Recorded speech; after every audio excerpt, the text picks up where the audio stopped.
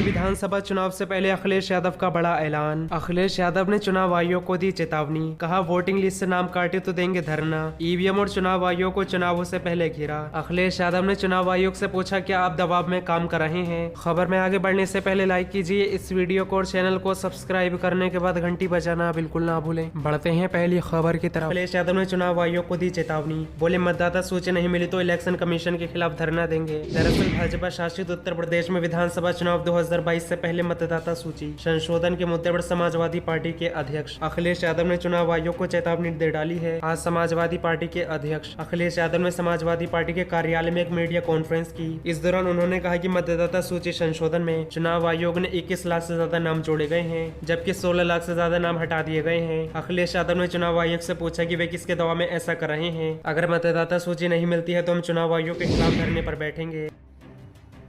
जो मतदाता सूची का प्रकाशन हुआ है उसमें जोड़े गए नाम हैं 21,56,262। ये जो नई वोटर लिस्ट बन रही है, जो नए वोटर बने हैं, उसकी संख्या है 21,56,262 और मतदाता सूची में काटे गए नामों की संख्या है 16,42,756। और होता यह है कि जो नाम काटे जाते हैं, जो नाम जुड़ते हैं, प्रकाशन के बाद वो सूची जारी होती है। इस बार चुनाव आयोग पता नहीं क्यों, किसके दबाव में इस प्रकाशन को नहीं कर रहा, सूची को जारी नहीं कर रहा। अगर हम ऑब्जेक्शन करना चाहें, हम नाम जुड़वाना चाहें ऐसे पॉलिटिकल पार्टी, तो हम पे कोई जानकारी नहीं है, इसलिए शिकायत की है। और अगर जरूरत पड़ी तो समाजवादी पार्टी चुनाव आयोग के खिलाफ भी धरना देगी। लोकसभा चुनाव में 2019 तक मतदाता सूची में जोड़े गए नाम, काटे गए नाम की सूची राजनीतिक दलों को दी गई थी।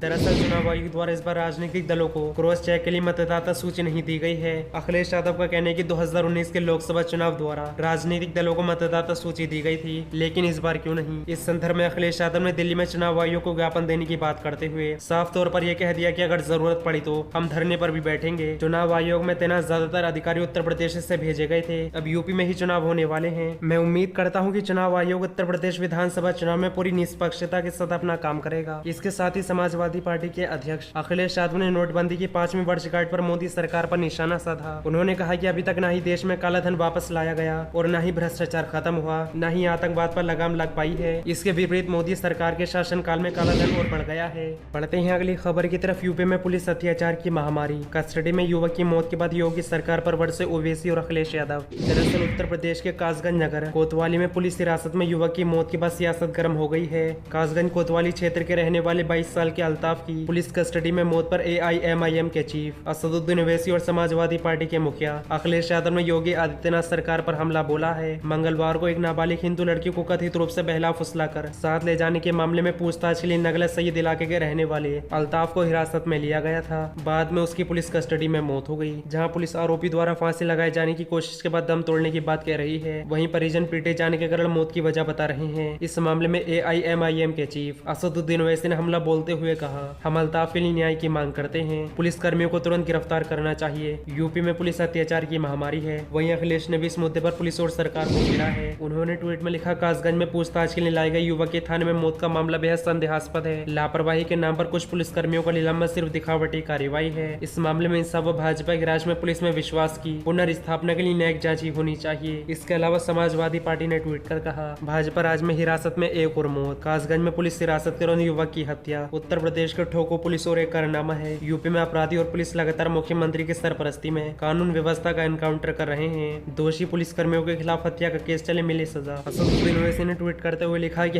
#We demand justice for Altaf. Police को तुरंत गिरफ्तार किया जाना चाहिए और अल्ताफ के परिवार को मुआवजा दिया जाना चाहिए। यूपी में पुलिस अत्याचार की महामारी है।